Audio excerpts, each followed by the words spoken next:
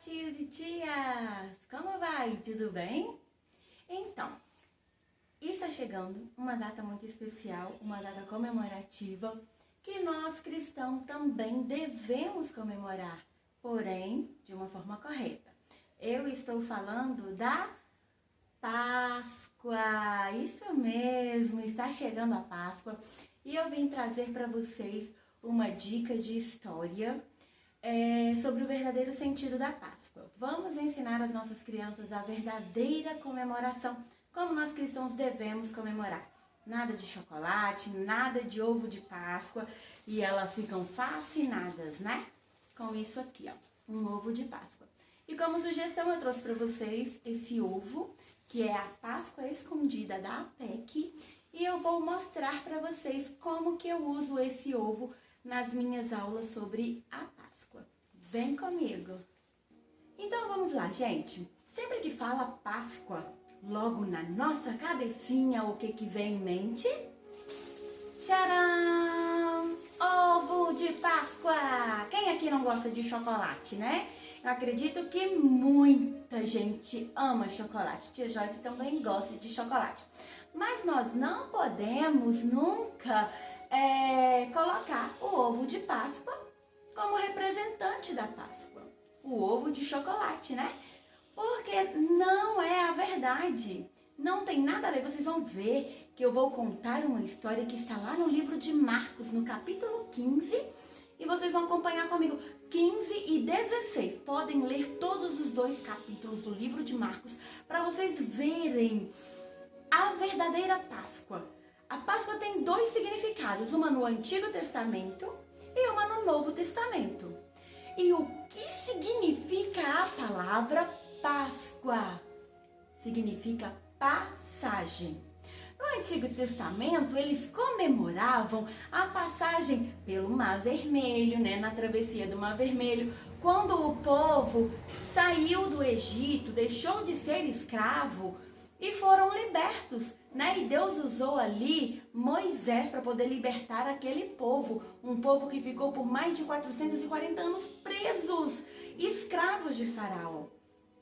E então, Deus libertou aquele povo, né? Aquela passagem de escravos para a liberdade, né? Deus denominou-se o nome Páscoa, passagem. E no Novo Testamento, que é o que vamos frisar muito hoje, é a passagem da morte para a vida. Alguém morreu? Sim! E vocês vão descobrir comigo. Porque, gente, o ovo de Páscoa, o mercado quer esconder o verdadeiro sentido da Páscoa. Mas eu estou aqui para contar para você esse segredo que está escondido aqui dentro. Você quer saber o que é? Então vamos lá. Olha só. Aqui dentro deste ovo tem a verdadeira história. Olhem só.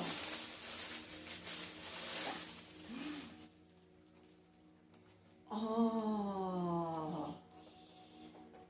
A história verdadeira está aqui dentro. Querem saber o que é? Então vamos lá. Olha só. Vamos abrir com muito cuidado.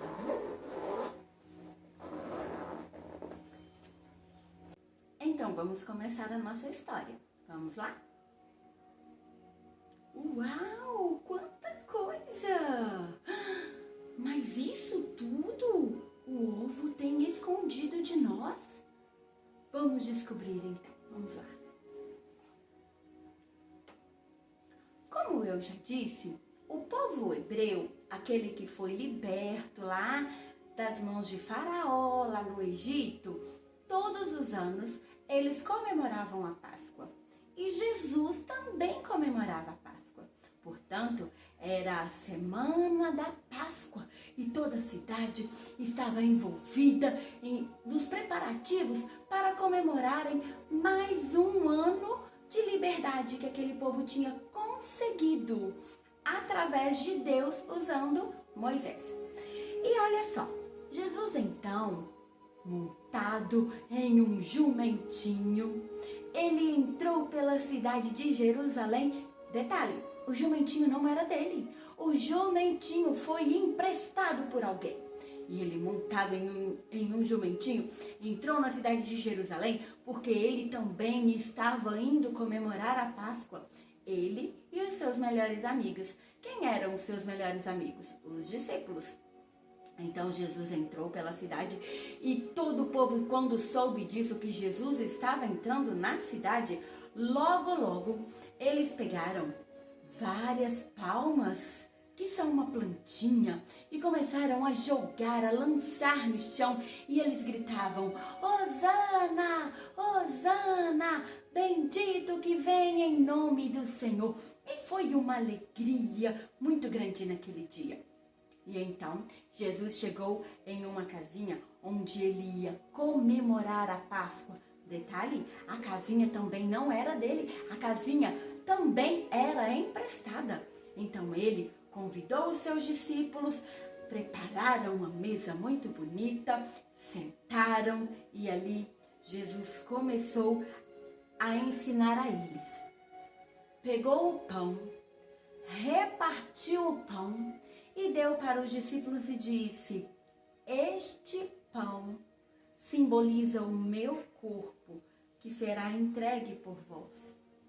Comam em memória de mim. E assim eles comeram do pão. Depois, Jesus tomou o cálice e disse: este cálice representa o meu sangue, vertido lá na cruz por vocês. Bebam em memória de mim. E quando eles terminaram de cear, de festejar, de comemorar a Páscoa, Jesus falou: preciso orar. Então ele foi e convidou 3 dos seus discípulos mais chegados e foram para o Getsemane para orar. Então Jesus ali orou e ele deixou para nós essa lição. Toda vez que nós nos sentirmos tristes, angustiados, até mesmo felizes, né? Nós temos que orar e apresentar ao Senhor as nossas necessidades. Jesus estava profundamente triste ali naquele momento, porque ele sabia que a hora dele estava chegando, que os soldados o prenderiam, ele já sabia de tudo que ele ia passar. E então, quando Jesus terminou a sua oração, chegaram os soldados. E como os soldados romanos, tinha um dos discípulos que era Judas. E Judas, sabe o que Judas fez? Judas vendeu Jesus por 30 moedas de prata. E ele disse assim aos soldados: olha, aquele que eu beijar, aquele é Jesus. Então Jesus foi traído por um beijo. Ele foi vendido por 30 moedas de prata. E então os soldados, sabe o que eles fizeram? Eles, com uma corda, eles amarraram as mãos de Jesus e o levou preso. Ele que não devia nada, não tinha feito nenhuma maldade, não tinha feito nada para poder ser preso, mas foi preso. E no momento que Jesus foi preso, eles caminharam ele. E quando chegou em certo lugar, eles deram para ele, sabe o quê? Eles riam de Jesus e falavam assim: tu não és o rei? O Senhor? Aquele que destrói o templo e com 3 dias reconstrói novamente? Já que tu és o rei dos reis, nós vamos te coroar. E eles pegaram uma coroa de espinhos e colocaram na cabeça do nosso Jesus. Não sendo isso ainda o suficiente, sabe o que eles fizeram? Eles deram uma cruz para Jesus carregar. Essa cruz representa o meu pecado, representa o nosso pecado. Mas Jesus, em todo momento, ele não reclamou. Olha só. Em todo momento, ele carregou a cruz, porque ele sabia que através daquele gesto ele estava nos dando direito à salvação. E os soldados com um chicote, eles batiam em Jesus, eles não tiveram dó, eles não tiveram piedade. Sabe o que mais eles fizeram? Eles tiraram a roupa de Jesus, despiram Jesus, e os soldados lançavam sorte para saber quem ia ficar com as vestes de Jesus. Eles estavam envergonhando nosso Senhor. E quando chegou lá no alto do monte Calvário, ou Gólgota, eles pegaram Jesus, deitaram o seu corpo sobre uma cruz. Ali, sem vestes, sem roupa, eles pegaram então, crianças, uns pregos muito grandes, maiores do que esse. E sabe o que eles fizeram? Eles pregaram as mãos de Jesus ali na cruz. Eles não amarraram Jesus, eles pregaram Jesus no madeiro. Pregaram as mãos, pregaram também os pés de Jesus lá na cruz. E Jesus ficou ali, pregado na cruz. Tamanho foi o sofrimento de Jesus. Muito foi o sofrimento que ali, olha, aquela coroa que ele recebeu de espinho, furou a sua fronte e o sangue corria pelo corpo de Jesus. Mas em todo momento ele estava, ó, como um cordeiro mudo, como uma ovelha muda, ele não reclamava.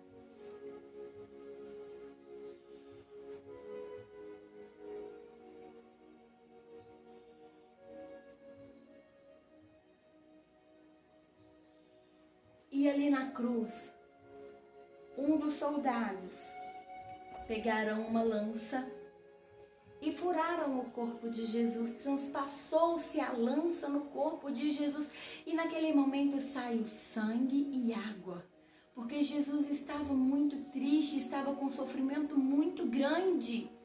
Então não saiu apenas sangue, mas também água.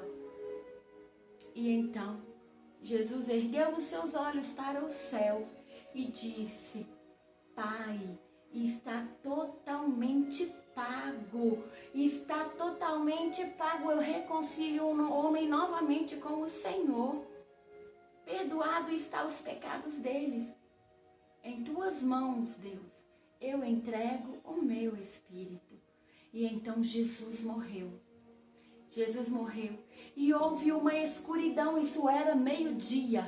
De meio-dia até as 3 horas da tarde, teve uma escuridão muito grande.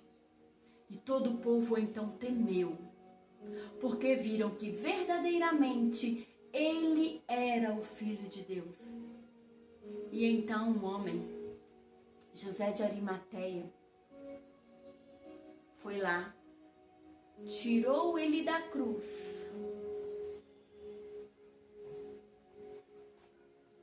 envolveu o seu corpo em um lençol de linho e o sepultou. E ali Jesus ficou por 3 dias morto, sepultado em um sepulcro, detalhe, que também não era dele, era emprestado. Mas no domingo de manhã, algumas mulheres foram visitar Jesus, foram levar óleos para ungir o corpo de Jesus. E quando chegou lá, crianças, tinha uma pedra, era costume fechar o sepulcro com uma pedra muito grande na porta, tampando o sepulcro. E colocaram ainda 2 soldados para vigiar, porque eles pensavam que os hebreus, que o povo podia roubar o corpo de Jesus para falar que ele tinha ressuscitado. E quando elas chegaram ali, que elas viram, né, aquela pedra removida, o sepulcro vazio, Jesus não estava lá. elas avistaram então um ser de branco que falou assim: o que procuram, mulher?